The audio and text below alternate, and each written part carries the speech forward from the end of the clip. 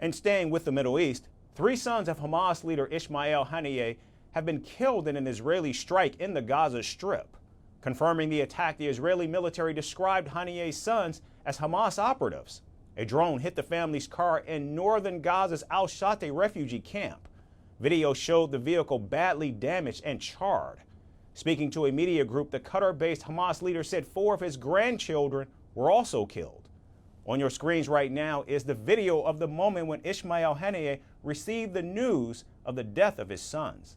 The video was aired by a Palestinian TV station, and as an aide received the news on his phone, Haniyeh nodded and looked down to the ground. At that time, he was visiting wounded Palestinians who were evacuated from Gaza and brought to Doha. Now, Haniyeh's aide asked if he wanted to end the hospital tour. The Hamas leader shrugged off the news, said that he will continue, and walked out of the room. Haniyeh's sons are among the highest profile figures to have been killed in the war so far. Later, speaking to a media network, Haniyeh said it won't break their determination, nor will it pressure Hamas into softening its position.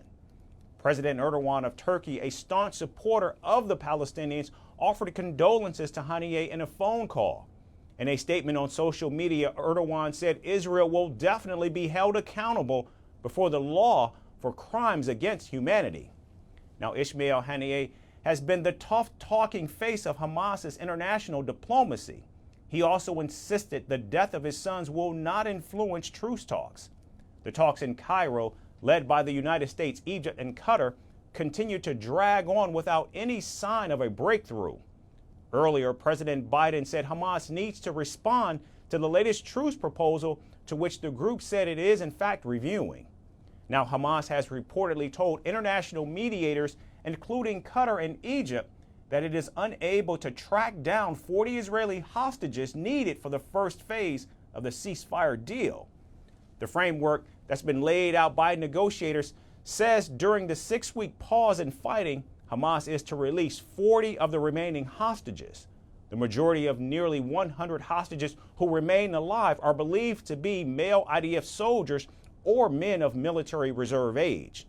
Now, Hamas is unwilling to release them at this point.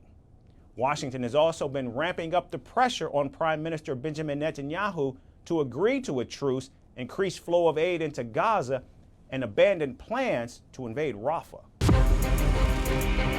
From impeachments to inaugurations, if it's a political story, we are on the scene. The race for the White House is heating up. We're beating Biden. How dare he say that? If it's breaking news, we're live with the latest coverage. From the White House, the State Department, and Capitol Hill, we know the issues, but above all, we know the players to bring you the latest in-depth analysis on all the key stories that we're covering. I'm Eric Ham. Join me from Washington here on Firstpost America.